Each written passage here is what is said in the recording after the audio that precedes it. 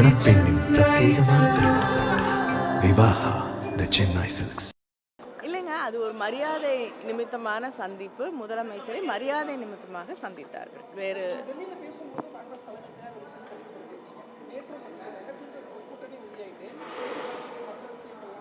அது இனிமேல் தான் பேசப்படும்.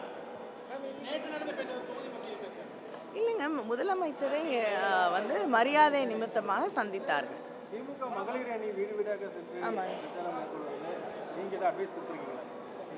இல்லைங்க, முதலமைச்சர் அவர்களும் அது வந்து எப்படி செயல்படுத்த வேண்டும் என்று அவர்களுக்கு தெளிவாக தெரிவித்திருக்கிறார்கள். 2 மாநாடுகள் நடத்தப்பட்டது, அதிலும் தெளிவாக அதை எப்படி முன்னெடுத்து செல்ல வேண்டும் என்று தெளிவுபடுத்தியிருக்கிறோம். இங்கேயும் அதுக்குன்னு தனியாக ஒரு ஒர்க் ஷாப் மாதிரி போட்டு அவங்கள ட்ரெயின் பண்ணியிருக்கோம். ஒவ்வொரு பூத்லேயும் ஒரு 10 பெண்கள் தேர்வு செய்யப்பட்டு திராவிட முன்னேற்ற கழகத்தை சார்ந்த அவர்கள் ஒவ்வொரு வீடாக சென்று பிரச்சாரத்தை மேற்கொள்வார்கள்.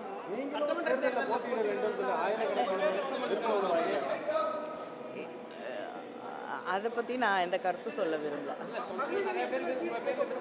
என்ன இல்லைங்க, முதலமைச்சருக்கே நன்றாக தெரியும் மகளிர் வந்து எந்த அளவுக்கு தொடர்ந்து உழைத்து கொண்டிருக்கிறார்கள்.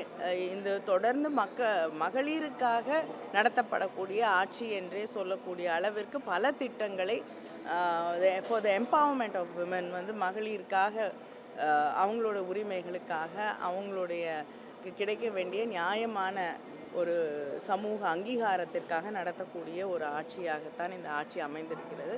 அப்படி இருக்கக்கூடிய நேரத்திலே நிச்சயமாக முதலமைச்சர் அவர்கள் அரசியல் அங்கீகாரத்தையும் பெண்களுக்காக தருவார்கள் என்று நம்புகிறோம்.